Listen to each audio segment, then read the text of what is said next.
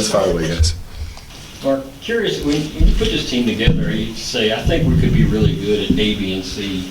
Now that you've had some time to work with them, are there areas where you think we could be really good at a certain area? Yeah, I think we have some space to find some great pace with this team, actually, for a lot of reasons. One, because we have some personnel that I think have motors. I think we have some guys with special motors. I think we have some depth that we can really rely on that's going to help us. I think we have a versatile group of bigs once they're all together that I think has a chance to be really special and attack the game in several different ways. So I like the possibility of pace. I thought this team had a terrific chance to grow into a great defensive team. We have a long way to go on that, but I think we can get there. I think we have a chance to have a really dynamic backcourt, guys that are really capable of making multiple moves to make plays in the backcourt. And I think this team has a chance to really pass the ball at an elite level. So I have high hopes for this group. I think we have a chance. A little closer to what your ideal offense is? I would like to get there. I think we can. I really do. I think that we can. We have a group that I think we have guys that are growing into that. Otega Owe, I think, is making real strides with his intentionality on being a cutter and pushing the ball in transition. I think Mo Diabate has got the skill to push the ball, to grab a defensive rebound and push the ball in transition. I think, of our returners, Trent Noah probably in the TBT scrimmage probably felt the most of all of our guys in the first quarter. Trent felt like the most veteran of all of our guys. The game just felt right to him to start that, which was really satisfying. Colin Chandler's going to be an elite level pace guy, so these guys coming back. And then we had possessions where Jalen Lowe ran by everybody on the court in transition to get to the rim, and he's got unbelievable jets. DA can run. We have a good group that has some pace potential. You said last week on the practice report that this team's a little bit behind as far as being game ready than last year's team at this stage in the summer. You were working more on 100% concepts, I guess. I was just wondering if you could expound on that, basically what that means, and was that a conscious decision with this group or a change in strategy or what? Well, I'll start by giving a massive shout out to our guys for kind of jumping on some of the things that we've said are non-negotiables. That's going to happen every single time. So we have some guys led by Cam, has been the best guy. So the last 3 practices, including the TBT scrimmage, he was 100% on wedges and 100% on legal contests. He's the only on our team that was in the scrimmage and over the last 3 days consistent in process. Sorry. I want to know who that is that's calling right now. That's getting me hyped right now. That's where the boys are hanging out, man. One of your guys does a press conference on right now. He turned that thing on. He's like, I'm about to call him. Let's go. Yeah, probably. But I'm really proud of Cam. Like, that's a big deal, especially to be a new guy in the program and come here and he's just like, it's unbelievable when you get to coach a guy that you tell him we need you to do this every single time, and he comes out on the floor and does it every single time. That is actually a chance for us to be differentiated from every other team in college basketball, and he's embraced that. Our wedge numbers through 5 weeks of practice, we're dancing around 85, 88%, which is up about 17% on average from what we were last year, and that's impressive. And we need to get to 100. Like, we're striving to get to 100. And the same thing on legal contests. Our legal contest has been a little bit slower to develop.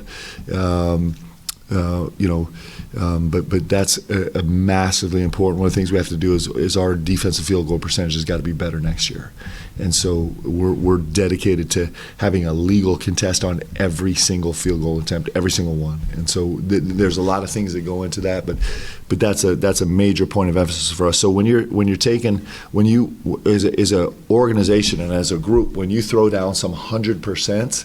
That means that you're willing to mortgage other things, that you're willing to, you're willing to blow up practice and not get to all the things you have on the practice plan because as a team, not me, not the head coach, but as a team, we're going to blow up practice because we're going to demand that we get to 100% here. And so that we traded in. Last year from day one, we were incredibly devoted to teaching from the ground up the way we play, and we were really intentional about it. And so it got us to a point where I feel like when we went to this TBT game, we were a little more game ready. We knew we had a better feeling of what to get to A, B, C, and D, and how to make those decisions. We hadn't even really got to a second lift when we jumped into this TBT game. So conceptually we were behind that way, but we were much closer on our 100%. And that's a trade-off. It's a calculated decision on our part. I think it's going to pay off in the long run. How are Malachi and Jasper coming along? Jasper Johnson, major plus aura today. He finished his conditioning test on the first try. So I'm really proud of him. I'm very, very proud of him. And this Malachi Moreno is going to be fun. Like, we're going to have a lot of fun with him. He's so young and he's so capable. And so from him, we're gonna see moments where, where it's like he should be in the NBA right now, and we're gonna see moments where we feel like I'm not sure Malachi knows exactly what he's doing, and we're gonna see both of those, and that's what growth is. But I'm really encouraged by both the young guys. They've talked a lot about building team chemistry in the summer. How have you seen that come along? I think it's been great. They've spent an enormous amount of time together in all different facets. So they're spending a ton of time on the court. Of course, we have our NCAA limitations on court time with the staff, and they're spending a lot of time on the court outside of practice, doing individual work, getting groups together to come get group shooting workouts or whatever it is they have going. It feels like there are guys in the gym all day long.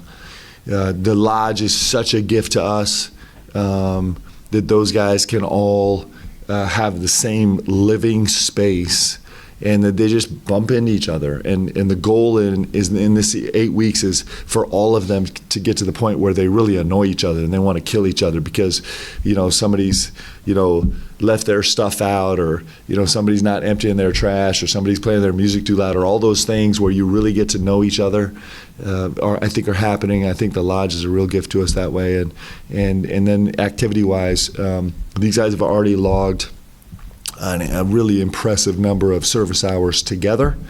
Our first 3 weekends were completely devoted to getting out and serving in the community, and then we've had an event every week where the guys have been super willing and dedicated and passionate to serve. And the fact that they're getting to do that together, I think there's a magical currency there where guys grow to know each other better when they're serving. So I'm proud of where the guys are right now. We still have a long way to go. We still got to put a lot of capital in the bank to prepare for the stresses and the rest of the season, but we're heading in the right direction.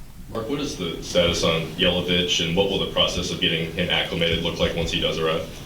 So the status right now is that we got transcripts. He just finished classes, which is awesome.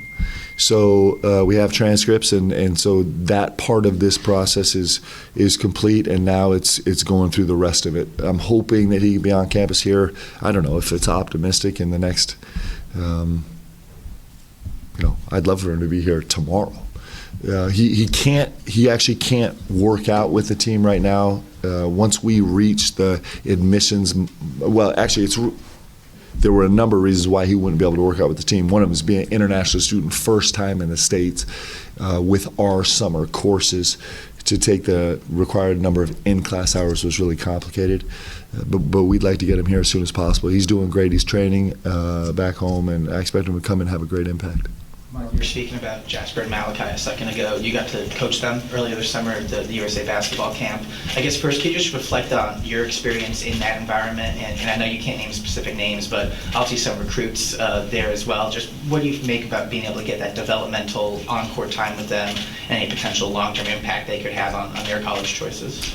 I was so happy to have the opportunity to go coach those guys. One, because we've been waiting for so long to actually be on the court and be able to talk to them on the court with a ball, right?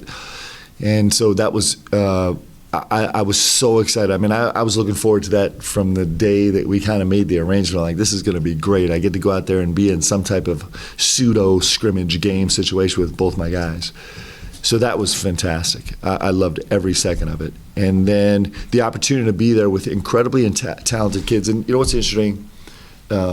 For kids to make it to the level that these kids are making it to, where the data is crazy. So they invite 32 kids to the USA U19s to try out for the team.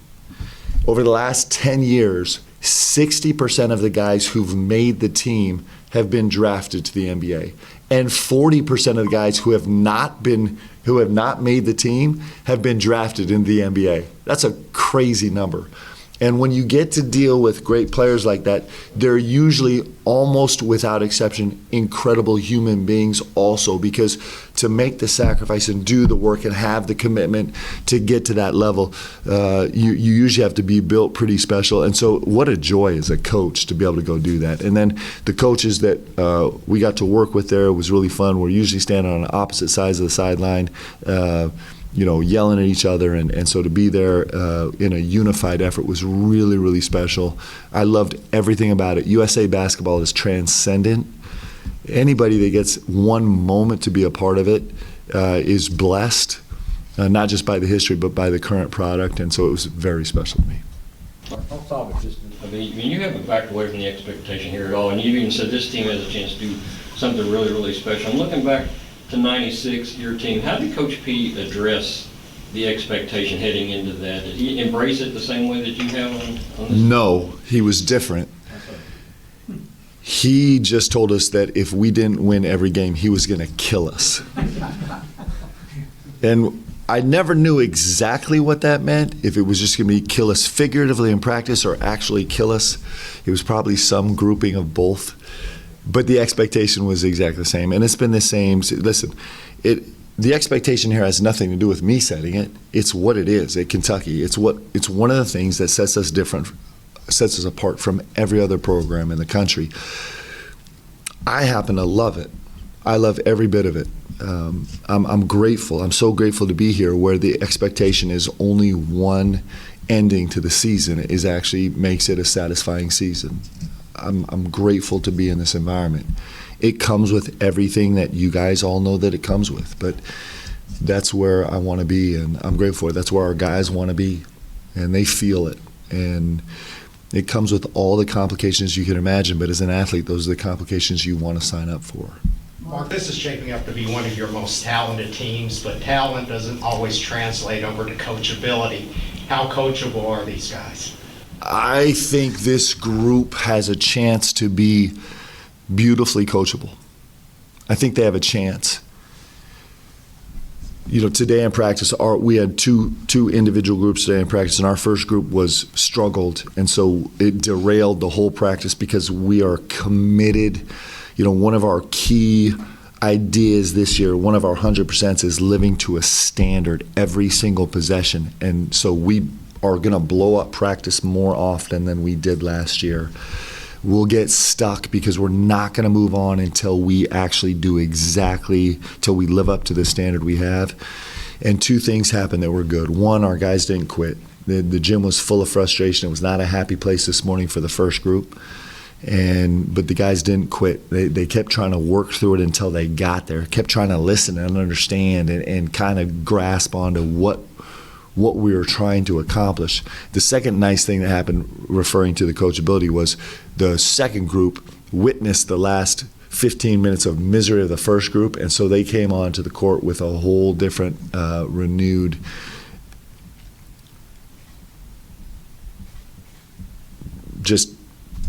determination to do it right on the first rep. And so I think this team's I think they have the flavor and the juice to be really coachable. I think we have a conglomeration of guys here who understand what Kentucky is, who understand our desperate desire to get better and have the humility to do it. I think we do. The humility is always a sliding scale, but I think we're living in the humble space right now where guys are able to actually take in new information and get better. You talked about Jalen a little bit a moment ago. What about the guys kind of behind him that you're trying to work in to see back to like your backup point guard situation? How are those guys? Well, I have a really talented backcourt. I have so many options. Otega's played some minutes at the 1. Colin Chandler's played a lot of minutes at the 1. Jasper Johnson's completely capable of playing the 1. I think DA is very comfortable playing the 1. So we're in a little bit of a different scenario than we felt like we were in most of the season last year. We have so many capable options. I also think at the 2 and the 3, we're built a little bit different, where we probably are going to have more get where you want to go ball handling on the floor besides just our point guard. I think our 2 guard for the most part in the game, and a lot of times our 3 is going to be really aggressive off the bounce, also be able to make plays off the bounce. I think we'll live in that space a lot this year. You mentioned TBT a couple of times. How beneficial has that been to kind of gauge your current team? I don't know.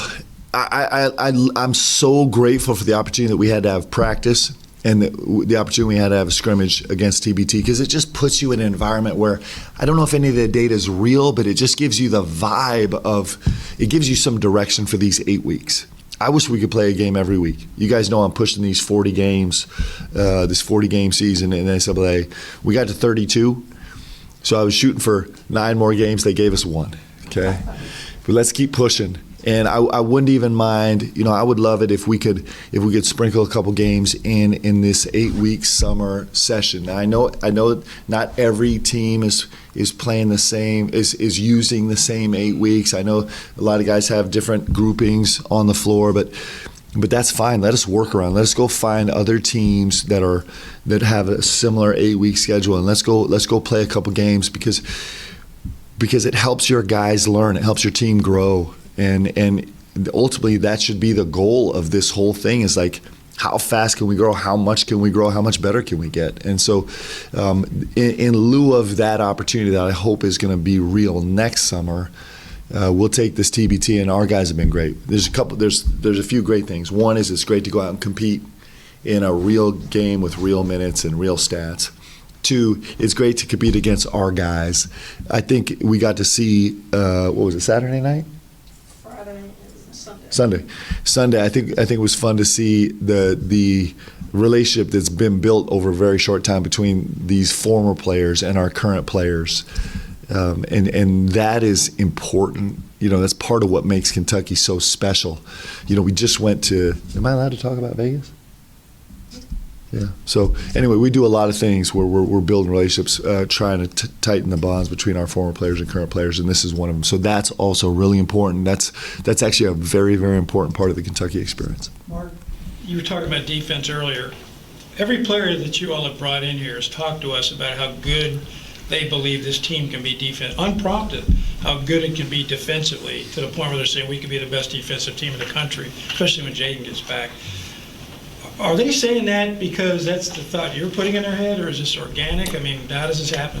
Well, I think right now we want to believe that, but we're so far from that. I mean, I thought after the first quarter of the TBT game I was going to crash out. I mean, it was brutal, right? We didn't guard anybody. I think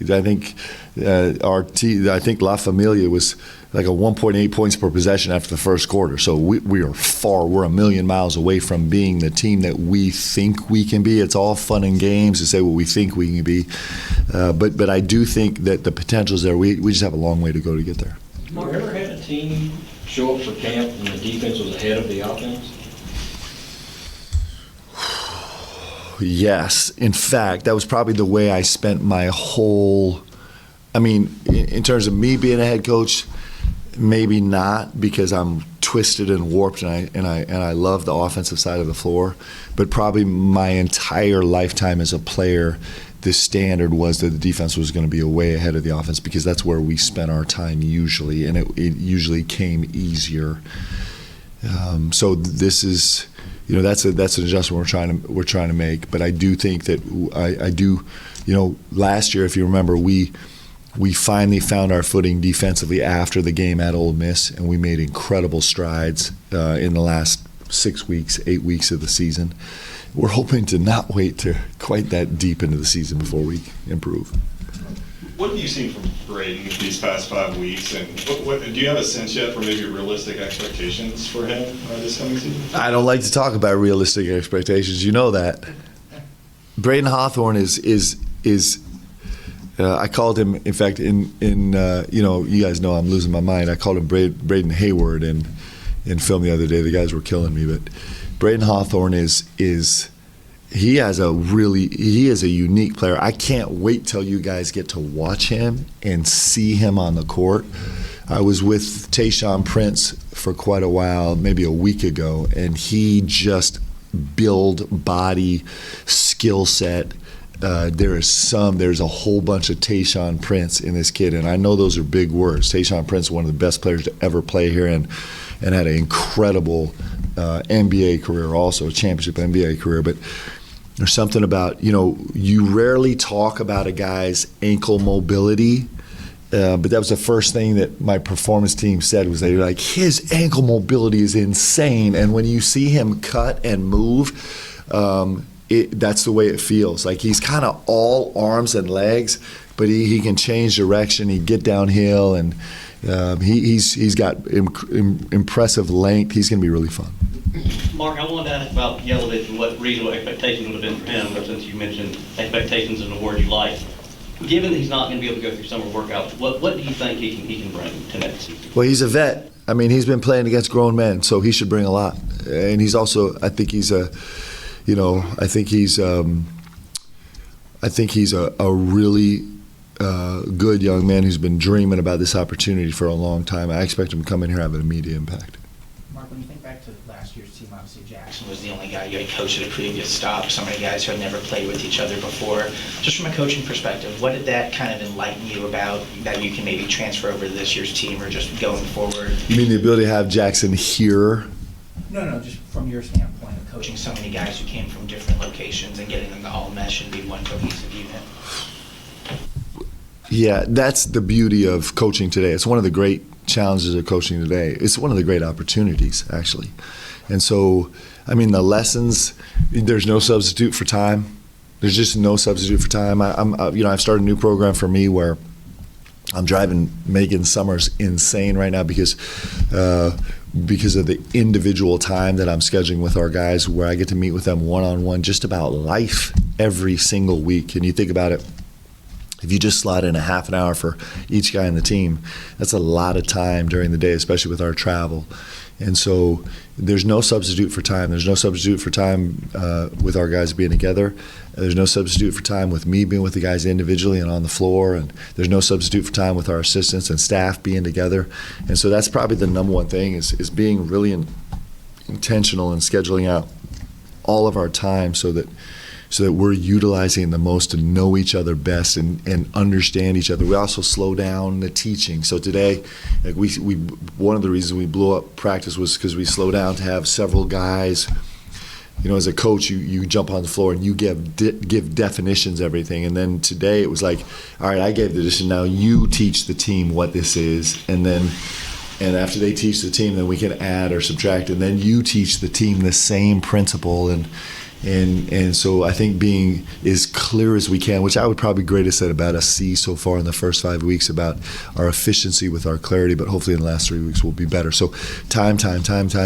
There's no substitute for it. We just need more of it. Mark, how much do you show kind of your film from last year? And I don't want you to give away your secret sauce for coaching, but last summer, during summer workouts, you couldn't show your guys any Kentucky film. You were just maybe showing them some of your offense at BYU. Now that you've had a year here, how much do you show that and show, hey, this is what our offense needs to look like to be at its best? And like at what points of last year do you show them? Yeah, so as we go through each concept, so as we go through our transition offensive tree, for example, or if we go through our secondary offense in transition, like a wide option or a trail option or a pass back option, as we do those breakdowns, we'll send our guys a PowerPoint that they can look at, and then we'll send them a clips and everything we do is progressions. Like everything is first option, second option, third option, where they can actually see it from last year. And I love it. I love that they get to see our team competing on our court. I love that they get to see our team in our league. I love that they get to see our guys, the 4 returning guys, doing it and see them doing it. So I think the more homegrown that we can make this, the better. And we feel this summer that like the guys have maybe latched onto it a little easier than maybe you guys did last summer, since you do have that on tape? In all honesty, maybe, but I've taught this summer a little bit different. I'm still a little twisted up about how we've done the first 5 weeks. I'm making an educated bet on the fact that the way we've done this is going to pay off. So it's a little bit of both, actually. Along those lines, you've been out recruiting and you've had that year, to show what this program can do, what you can do, put guys in the NBA. What are you hearing from recruits? Is there anything different that you're hearing from them this year than last year? Yeah, I mean, last year, yes. The answer is yes. Last year, the question was, when we first got here, was who am I going to play with? So that was the overwhelming question. And then the second question, just the underwriting kind of theme was like, what's it going to be? I mean, you're coming in here with nothing to show after a Hall of Famer left, right? And so that was, some people were brave enough to address that head on, and some people just, it was an underlying kind of vibe that you just knew that you had to hit hard. I think that's so different now. I think that the feel here is that we're squarely in the process of accomplishing special things here. I think that's generally the vibe, and I think that people have faith in Kentucky basketball. That's the way it should be, and it's always been.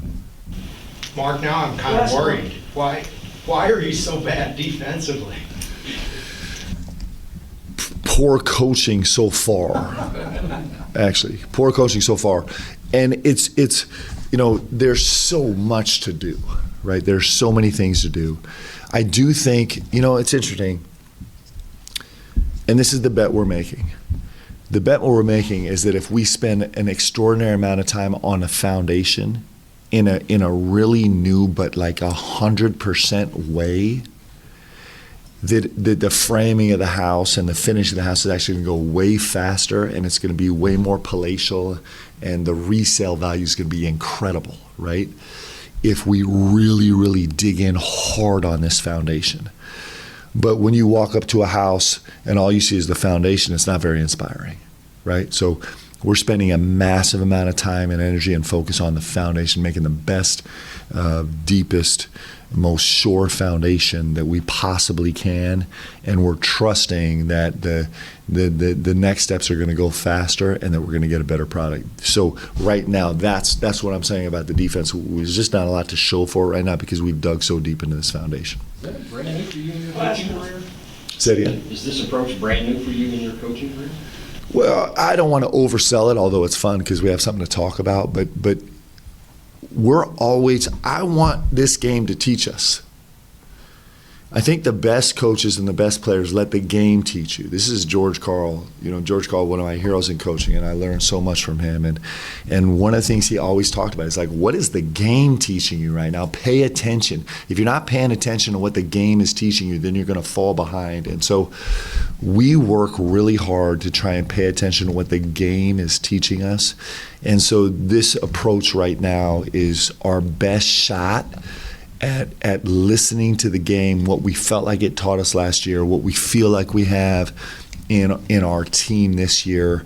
And so we're making a really, really educated calculation on how this is going to go. And I got a lot of confidence because I do believe in our guys. So I'm hoping that this will be the last time we talk about our defense being porous.